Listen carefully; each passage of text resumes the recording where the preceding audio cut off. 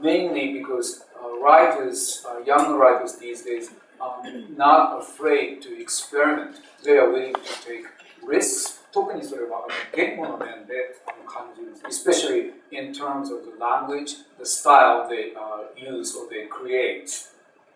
で、そういう流れの中で古川さんはもう一番先端にいる気がするんですね。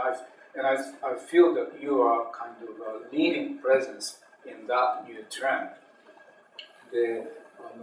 古川さんのお書きになるのがとてもスケールが大きくて、もう例えばもう世界の終わりを見据えたようなものもあり、それから都市なり、歴史なり、あるいはこうなんか人間の状況なりのもうオルタナティブなという英語が一番当たると思うんですけども、そういうビジョンを示すようなものである。I think your writing is often apocalyptic, and it offers quite often the alternative vision of the city, or of history, or of the human condition. だから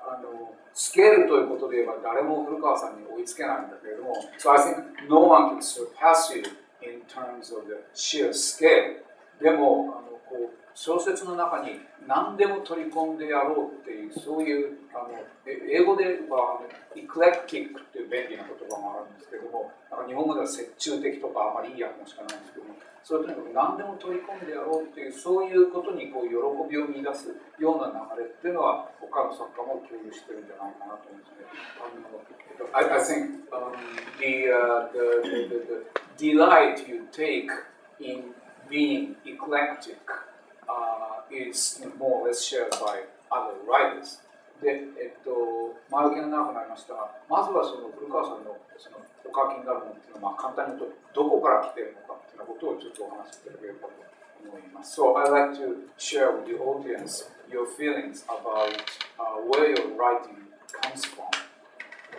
ご承知の通り、日本文学の始まりは江戸時代の明治以降で、小説ってものは何だか分からなかったから、小説というのは西洋から輸入したわけですよね。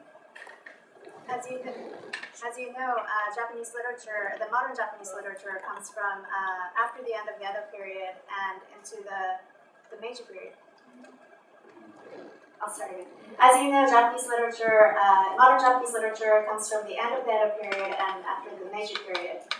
And nobody knew what the shape of the novel was. それで小説というのを始めるときに、まず小説の言葉から作らなくちゃいけない。原文一というのを始めて、小説用の言葉というのを作ったんですけど、その後それが小説の言葉だと決めたら、基本的にそのルールの中で小説家をモデルとするのは西洋のコード。それで150年ぐらい続きました。And at that time, language had to be invented. This is called Genbuichi, kind of the standardization of written and spoken word. And this had to be established for about 150 years using the Western literature as a model. そんなふうにエスタブリッシュメントになってしまったことで、この150年間逆に日本の文学小説のある意味鎖国をもう一度作っちゃったと思うんです。鎖国。And as in the process of language becoming established, novelistic language becoming established in 150 years, I feel that it has created a new form of closed country as it was before. 僕はやっぱりその日本の文学における鎖国というものの幕末が1980年頃から起きたと思います。その幕末の流れの中に自分がいて、新しいものをどうしても船出していきたいと自然に思っているんだと思います。And this closeness of within literature, this once again, sakoku of the Edo period being resurrected in modern literature. I think this begins around the 1980s and a reliving of kind of Bakumatsu end of Bakufu era. And I think I am struggling to sail away from this tendency. それでそういう流れをから逃れるために何がインスピレーションになったかっていうのは何か言えますか so to get away from that kind of very lack of freedom, what inspired you or what was your help in getting away from that kind of close condition. 固まってしまった文学の言葉がものすごく現実に使う我々の言葉から離れてしまって、本当にラックな部分がある。そこにもある。で、今自分たちが使いたいことを使おうという欲求、自然に湧き上がってくる欲求、皆が話していたり、映画の中の言葉、演劇の中の言葉、音楽の中の言葉、それと同じように今の自分たち、生きている自分たちを表現しきれる言葉に変えようというのは本当にもう無意識に湧き上がってきた欲求だと思うんです。This language that has become solidified, that's moved away drastically from the language that we actually use every day. I believe that there's a desire for it within us, whether in theater or in music or in writing, to move away from this solidified language and kind of unconsciously move away from that. 柴田さんもご存知のように、僕は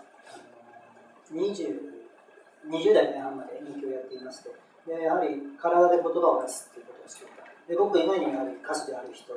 とか、他のジャンルから演劇の人とか、他のジャンルの人たちが小説というものを見たときに、この小説っていうのは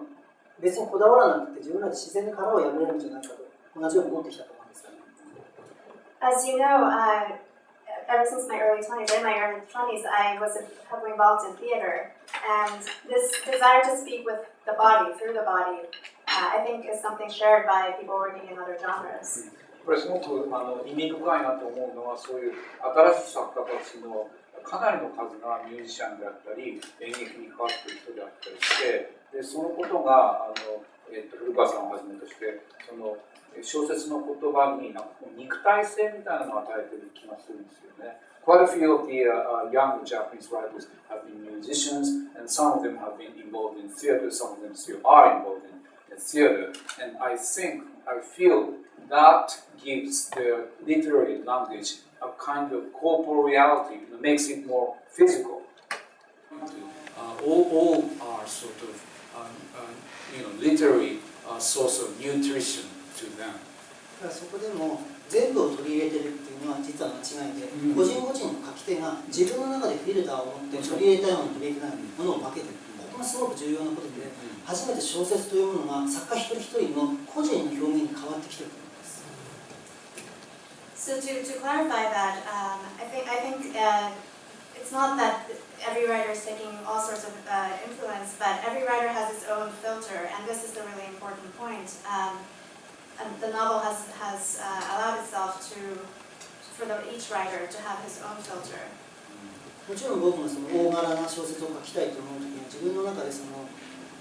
遠い果てまで見たいという欲求がすごく強いと思います。それと同時にすごく自分の周囲の世界を書く人たちはもちろん自分の周囲をちゃんと見ていきたいと思う。そういうのを一人一人に許しているのが今の現代日本文学だと思います。でこれはとても素晴らしいことだと思います。誰もこうしろという強制を持たなかった。Of course, when I write one of my large-scale novels, I have the desire to really see to the very far end. But then there are other novelists who depict things around them, ordinary things around them. And I think contemporary Japanese literature has really allowed all kinds of range of writing.